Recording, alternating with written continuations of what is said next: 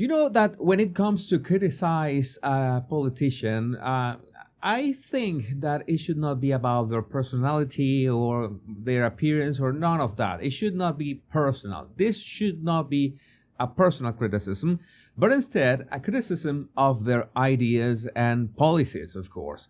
And there's one question that I want to ask to every Democrat, or in this case, every person who is thinking about voting for Kamala. And it has to do with prices. And I'm going to show you two clips. The first clip is she talking about that she's going to lower prices the first day she becomes president. This is the clip. Because while our economy is doing well by many measures, prices for everyday things like groceries are still too high. You know it and I know it. You know, when I was Attorney General, I went after price-fixing schemes.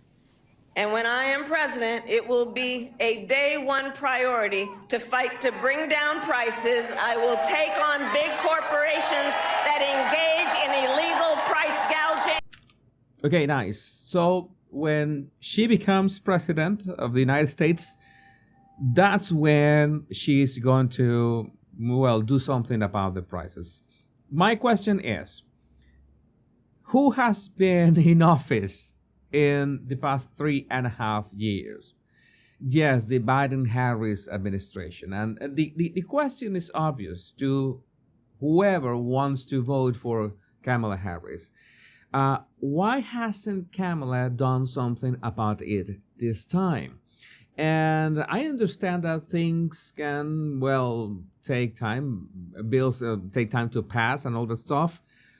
But how many years do you really need to do, you know, the things that you want to do?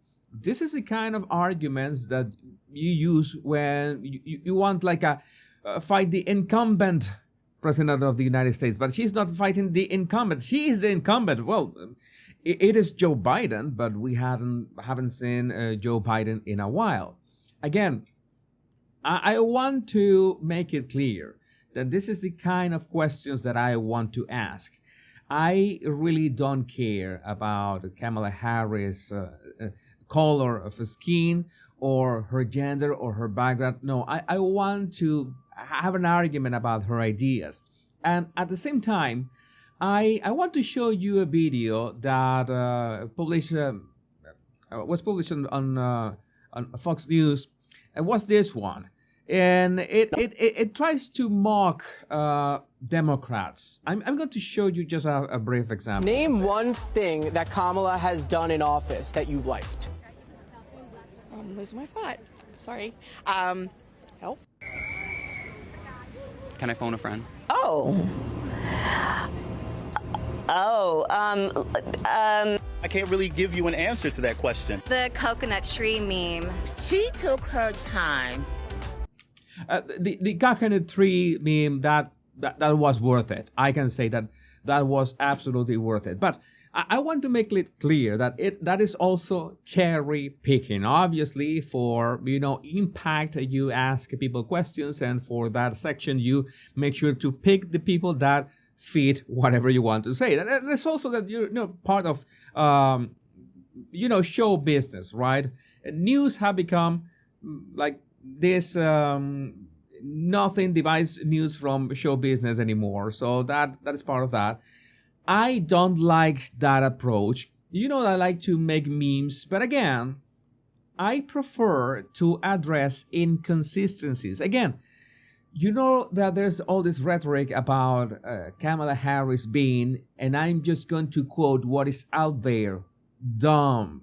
And I think if you are, maybe you are Republican, you're going to vote for Donald Trump, or you're going to vote for JFK Jr., I think that is not the best approach. I think that is not right. I want to dedicate a video about it. I already said in a former video that attacking anybody in a personal way, that is the kind of things that I don't like about campaigns and elections anyway, because it becomes a populist contest. Who is more popular? Who can smear the other? And all that stuff.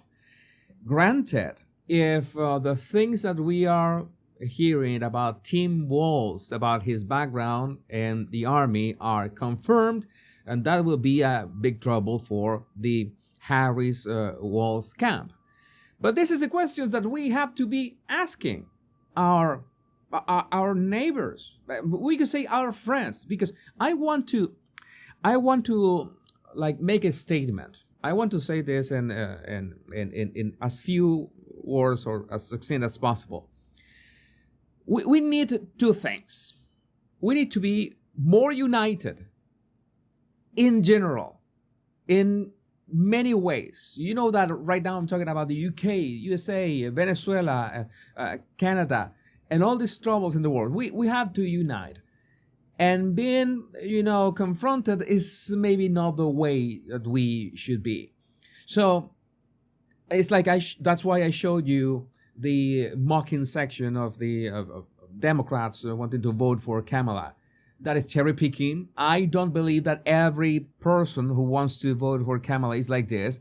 And that is something that I want to address as well, that I have criticized how people say, for example, Venezuelans, and take all Venezuelans as a homogeneous group, and we are not a homogeneous group. We are a very diverse group of good and bad people, both camps. And it's the same with Democrats, and the same with people who want to vote for Kamala. So I don't really want to focus. I think it's ungentlemanly to say, oh, Kamala is just dumb. She cannot string two words together. All right.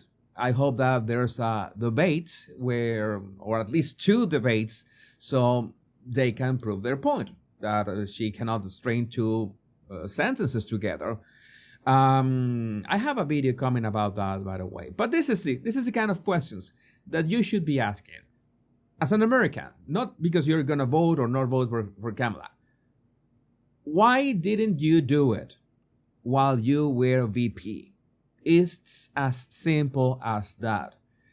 And I think that every single citizen of every country, it's not only Americans, we should rise above the plain smearing each other. And I'm talking about, politicians. I still, that politicians have my reservations with every single one of them.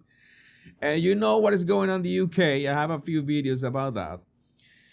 But I think that we should be more united and be listening to each other. I've really tried on my X account to be more, to listen to opposing opinions.